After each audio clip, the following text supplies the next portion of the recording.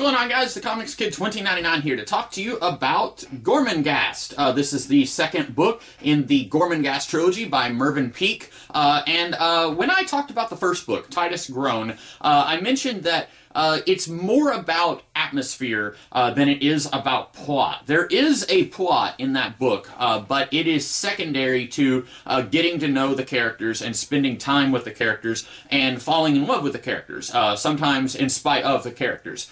There are some characters in that book that I absolutely adore, and then there are others that you love to hate. By the end of that book, I really enjoyed myself despite how it was written, because I am a person, I like to have some kind of structure in the stories that I read and enjoy. I like to see some kind of plot cohesion. I don't like reading a story where the writer is just flying by the seat of their pants and whatever happens, happens. That's why I don't really enjoy reading Stephen King. He is big on that.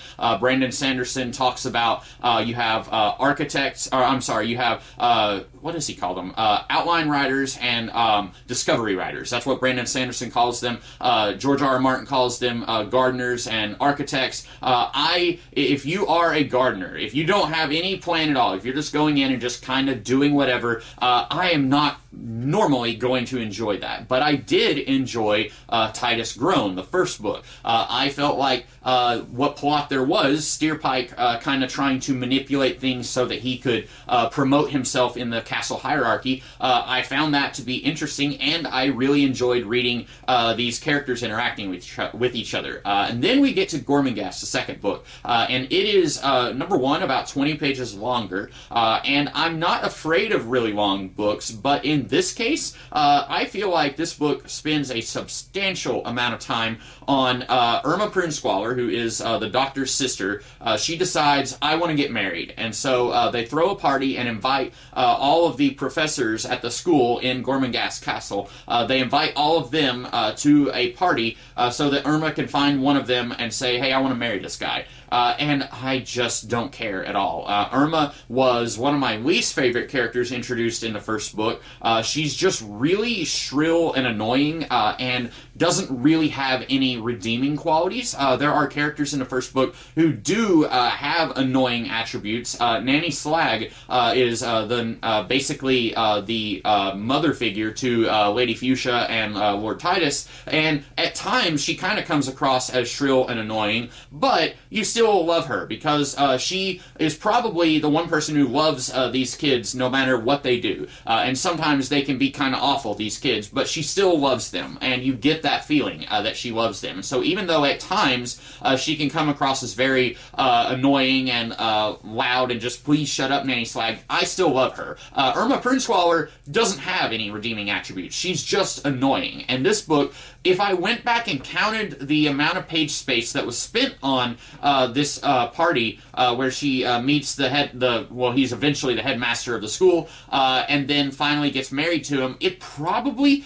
isn't that much of the book, but it feels like it's like 2/3 of the book. It definitely is not, but it feels like it takes up way too much of this book, and it ultimately doesn't really go anywhere. Later, they are married, and they're kind of nagging each other, and that's it. And I just didn't care about Irma Prunesqualler getting hitched with, I can't even remember the guy's name, the guy who eventually becomes the headmaster of the school. I just didn't care about that. I did care about seeing a conclusion to the Steerpike story. When you're reading the first book, Steerpike gets a guy killed, and he engineers this guy's death, and it's not an accident. He is trying to get this guy killed so that he can get himself promoted into that guy's job, and he is manipulating these other two characters into doing all the dirty work so that he can reap the rewards. I was kind of expecting, reading the first book, to see Steerpike get some kind of comeuppance, and spoilers for Titus Groan,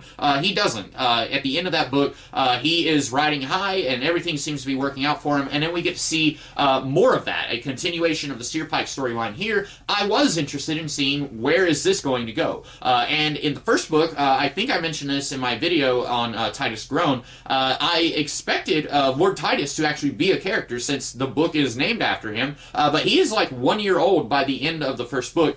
This jumps forward, I think, 7 years, so he is like 8, and then it does another time jump about halfway through, and then he's, I don't know, 17 or 18 by the end of the book. And so I did enjoy getting to see Titus be an actual character here. I like Titus. I like Lady Fuchsia. I think I said she was my favorite character in the first book. Unfortunately, she doesn't get as much to do here because we are introducing a whole bunch of new characters in this book. The twins, Titus and Fuchsia's aunts, they are barely in this book at all, but we are introduced to a whole bunch of staff members at the school that Titus goes to, and like I said, a lot of that I didn't really care about. I did like Titus and the doctor. He's in this a little bit. I like him, but by the end of the book, I will just say I struggled with reading Gormenghast a lot more than I struggled with reading Titus Groan, which is weird because it is a lot the same. It's written in the same way. I feel like Mervyn Peake, he was an artist, and you can see some of his illustrations here, and I guess since I'm reviewing the book, I actually find the illustrations to be kind of disgusting. It just looks really nightmarish, a lot of what he draws. I like his writing a lot more than I like his illustrations, but I get the feeling that him being an artist, that he was more of a fly by the seat of your pants and just kind of figure it out as you go kind of guy. And while that worked for me with Titus Groan, it didn't work so much for me with this second book, Gormenghast.